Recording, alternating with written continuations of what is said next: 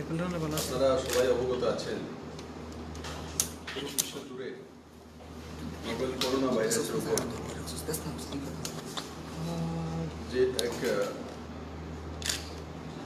স্থিতি তৈরি হয়েছে এবং সারা বিশ্বে নোবেল করোনা ভাইরাস এক উদ্বেগজনক পরিস্থিতির সৃষ্টি করেছে। বিশ্ব স্বাস্থ্য সংস্থা ইতিমধ্যেই নোবেল করোনা ভাইরাস জনিত আক্রমণকে মহামারী হিসেবে ঘোষণা করেছে। ত্রিপুরা রাজ্য গত 28 জানুয়ারি থেকে একযোগে মেডিকেল বিভিন্ন টিম করা হয়েছে।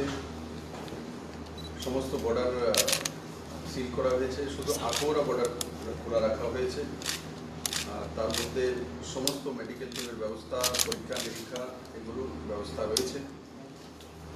জিবি পন্থ হসপিটালে এবং টিএমসিতে আইসোলেশন ওয়ার্ডের ব্যবস্থা করা হয়েছে। জেলার সমস্ত ডিএমদেরকে সমস্ত সিদ্ধান্ত নেওয়ার জন্য এপিডেমিক ডিজিজ অ্যাক্ট 1897 লাগু করে দেওয়া হয়েছে। তাতে যে কোনো জায়গায় যে কোনো সময় গভর্নমেন্ট এই রোগকে রোখার জন্য যে কোনো ব্যবস্থা নিতে সক্ষম হবে। আর তার সঙ্গে সঙ্গে যারা কনসার্ন ডক্টর বা কনসার্ন অফিসার থাকবেন ব্যবস্থা গ্রহণের জন্য, তারাও তাদের উপরে বাধ্যবাধকতা থাকবে। তারা সেই কাজটা যে কোনো সময়ে রাত্রে হোক বিকেলে হোক কাজটা করতে বাধ্য থাকবে।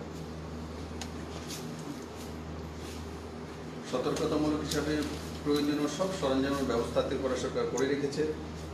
4টি জায়গা আমরা চিহ্নিত করে রেখেছি, তার মধ্যে ব্যাগ থেকে নিয়ে সমস্ত সরঞ্জামের ব্যবস্থা রয়েছে। এমনিতে 37 জনকে আমরা আইডেন্টিফাই করেছিলাম এয়ারপোর্টে, রেলওয়ে স্টেশনে বা বর্ডারে, কিন্তু এই পর্যন্ত 37 জনেই নেগেটিভ পাওয়া গেছে, কেউ পজিটিভ নেই। কিন্তু আমি আপনাদের মাধ্যমে ত্রিপুরাবাসীর কাছে নিবেদন করব যে রাজ্য সরকার একটা লিফলেট তৈরি করছে। কালকের মধ্যে সেই লিফলেটটা একদম গ্রামে প্রত্যেক ব্যক্তির কাছে পৌঁছে যায়, সেই হিসাবে আমরা তৈরি করছি। আর আমি আপনাদের মাধ্যমে সবাইকে নিবেদন করব যে ত্রিপুরাতে ভয় পাওয়ার কোনো কিছু নেই, আতঙ্ক তৈরি করার কোনো ব্যাপার না। যারা এই বিষয়ে আতঙ্ক তৈরি করবে তা তো যে এপিডেমিক ডিজিজ অ্যাক্ট তার উপর অ্যাকশন হয়ে যাবে। তবে যাতে সাধারণ মানুষকে ভয় ভীতি বা তার জন্য একটা মহল তৈরি করে, সেটা যাতে আমার ত্রিপুরাতে না হয়। কারণ ত্রিপুরাতে আমরা সমস্ত ব্যবস্থা করে রেখেছি, আর এই পর্যন্ত কেউ পজিটিভ পাওয়া যায়নি। তো তার জন্য আমরা সতর্ক থাকবো না, আমাদের সতর্ক থাকতে হবে যাতে আমাদের ত্রিপুরাতে আগামী 2, 4, 5, 15, 20 দিন আমাদের প্রচণ্ড সতর্ক থাকতে হবে যাতে এখানে না আসে। তার জন্য আমাদের কি সতর্কতা নিতে হবে? যে সমাগম একসঙ্গে 150-200 লোকের সমাগম না করা, যতটা সম্ভব ছোট হোক বড় হোক সেই সমাগমটি বন্ধ করে দেওয়া। আর খাওয়া দাওয়া নিট অ্যান্ড ক্লিন থাকা, হাত সবসময় নিট অ্যান্ড ক্লিন করে খাওয়া। কারোর জ্বর বা সর্দি কাশি কিছু হয়েছে তো সেটা কোনো রুমাল দিয়ে কাশি দেওয়া, ওপেনলি না করা। থুতু ফেলতে সময় সাবধানতার সঙ্গে সেটা করা। নিজের নোজ রানিং হয়েছে, সর্দি যেটাকে বলে, তো নোজ রানিং হয়েছে সেটা যাতে বাইরে ঠাস করে না ফেলা, সেটা ডাস্টবিনে বা কোনো একটা কাগজে বা তার মধ্যে ফেলে ডাস্টবিনে ফেলা, বা কোনো যেই জায়গা ফেলা যেতে পারে সেই জায়গাতে, রাস্তাঘাটে, বিশেষ করে bus stand, railway station, airport, এগুলোকে পরিচ্ছন্ন মানে নিট অ্যান্ড ক্লিন রাখা। আর নিজেরকেও সেইভাবে তৈরি রাখা। আর যখনই যদি কেউ এমন ধরনের হয় যে আমার কাশি হচ্ছে বা জ্বর হচ্ছে, তো হালকাতে না নেওয়া। আশপাশের যেই কোনো হসপিটাল আছে তার সঙ্গে, বা আমাদের মেডিকেল টিম আছে তার সঙ্গে যোগাযোগ করা, আমাদের পুলিশের যে নাম্বার রয়েছে তাদের সঙ্গে যোগাযোগ করা, বাড়ি থেকে নিয়ে আসার জন্য, তাকে তৎক্ষণাৎ হসপিটালে পৌঁছে দেওয়ার জন্য। তো সেই ব্যবস্থাগুলো আমরা সারা ত্রিপুরা যা করে ব্যবস্থা করে রেখেছি, কিন্তু আপনারা সমস্ত ত্রিপুরাবাসী নিজেদের মধ্যে সচেতনতা রাখা, যাতে এই ধরনের কোনো কিছু হলে আমরা সেটা নিজেরা মোকাবেলা করতে পারি। কারণ কি, না হলে হয় কি, যদি পজিটিভ কোনো কারণে হয়, কারোর জ্বর হয়েছে, কাশি হয়েছে, কিন্তু তার মধ্যে হয়তো সে বুঝতে পারেনি তার পজিটিভ এসে গেছে, তো আশপাশের লোকেদের মধ্যে এটা ছড়িয়ে যাবে, যাতে না হয়। আর তার জন্য আমরা সবাই যাতে সেই ব্যবস্থাগুলি সরকারের মাধ্যমে করা হয়েছে তার সঙ্গে সহযোগিতা করা আর নিজেকেও সেইভাবে প্রস্তুত করা, এটাই আমার সমস্ত ত্রিপুরাবাসীর কাছে বিনম্র নিবেদন।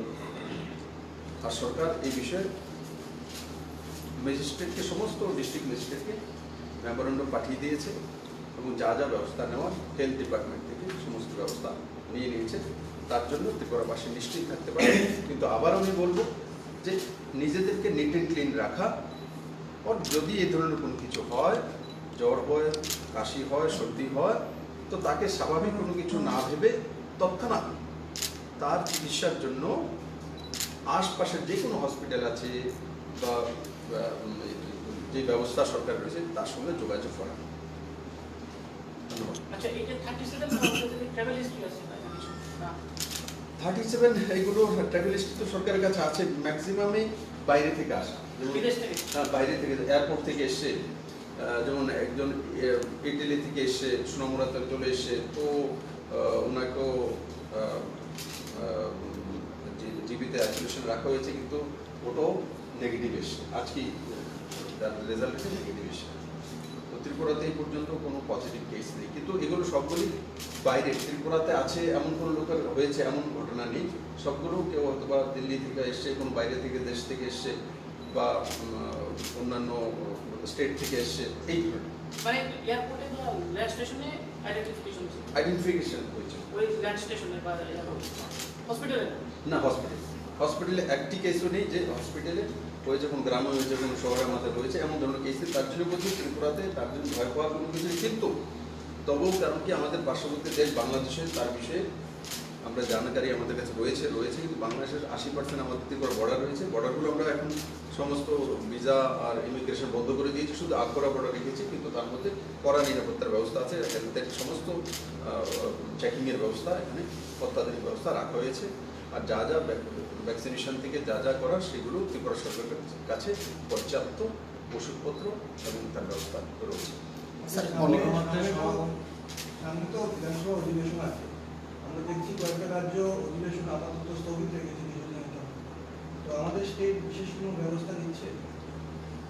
এখনো দেখুন 20 তারিখ থেকে, আগামী 20 তারিখ থেকে বিধানসভা সেশন রয়েছে, তো সেই বিষয়ে পার্লামেন্টের একটা মিনিস্টার বাইরে আছেন, কালকে উনি আসলে একবার যারা বিএসসি মেম্বার আছে, স্পিকার আছে, এদের সঙ্গে ওনারা একবার বসবেন, কথাবার্তা বলার জন্য। তারপর অনেকগুলো স্টেটে দেখা যাচ্ছে যে এডুকেশন ইনস্টিটিউট যদিও এখানে পজিটিভ ধরা পড়েছে, তো মল বন্ধ করছে, সিনেমা হল বন্ধ করছে, তো আমাদের এখানে কোনো এরকম প্রিকশনারি মেজার হিসাবে এডুকেশন আমরা এই বিষয়ে চিন্তা করছি, কিন্তু ত্রিপুরাতে আমি যেটা বললাম, ত্রিপুরাতে এখনো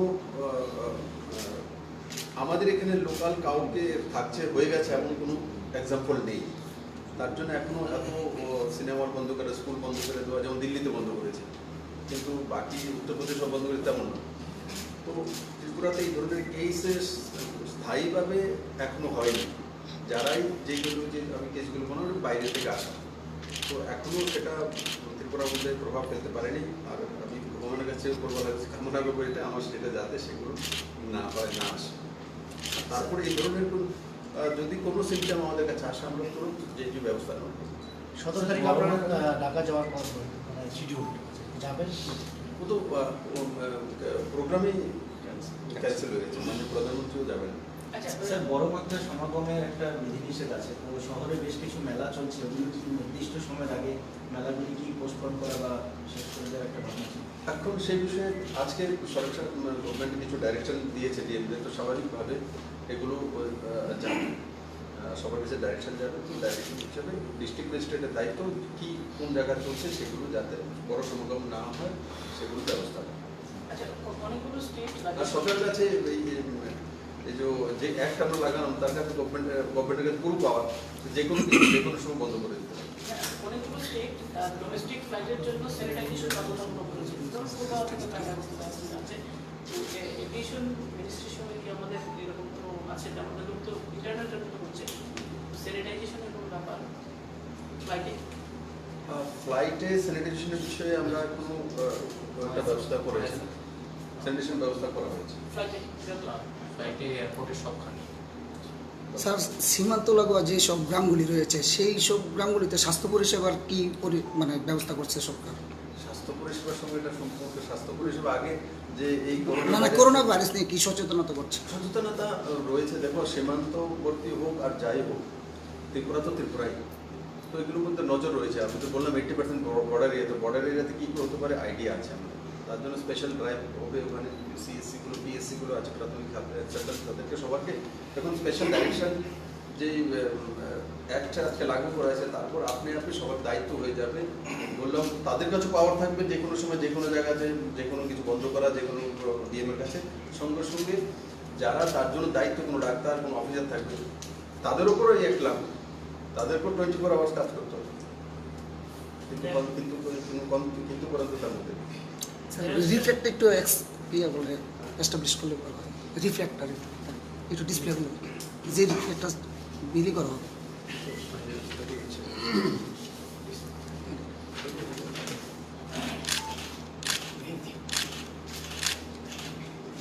থ্যাংক ইউ। রেল স্টেশনগুলোতে অবজারভেশনের কি ব্যবস্থা আছে? করছে রেলওয়ে স্টেশন, আইএসবিটি, এয়ারপোর্ট এখানে কি টিম আছে? আছে, হেল্প ডেস্ক আছে। সবগুলো স্টেশনই নাকি শুধু আগরতলা? আগরতলা স্টেশন, তারপরে ধর্মনগর স্টেশন বিশেষ করে, আর বাকি ছোটোগুলোর মধ্যে এক্ষণের যে সার্কুলেশন হচ্ছে তাতে আপনি ব্যবস্থা করতে বাধ্য। এটা কি বলেন, এপিডেমিক ডিজিজ অ্যাক্ট 1897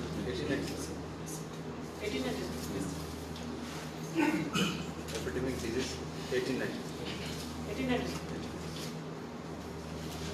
ডক্টর যারা রাজধানীর বাইরে আছে, এই দিল্লিতে আছে, তারা তো ট্রিটমেন্ট করতে ফার্স্ট তো তাদের কাছে তাদের সেন্সিটাইজেশন এবং স্ট্যান্ডার্ড প্রোটোকল, ট্রিটমেন্ট প্রোটোকল যেটা করা হয়, এর আগেও যখন যে সমস্ত ভাইরাসগুলো ত্রিপুরাতে বা সারা দেশে পৃথিবীতে হয়েছিল, তখন স্ট্যান্ডার্ড প্রোটোকল সব ডাক্তারদের কাছে পাঠানো হয়েছে, ডাক্তারদের অ্যাওয়ারনেস সেন্সিটাইজেশন প্রোগ্রাম করা হয়েছে, ওয়ার্কশপ করা হয়েছে। এখন পর্যন্ত এগুলো করা হয়েছে।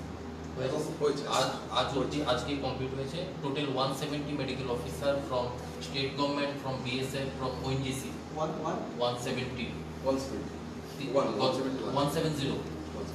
সারা স্টেটে, সারা স্টেটেরটা প্রজ্ঞা ভবনে হয়েছে আগরতলা, মানে আজকেও নিয়ে থার্ড ডে মানে কমপ্লিট হয়েছে।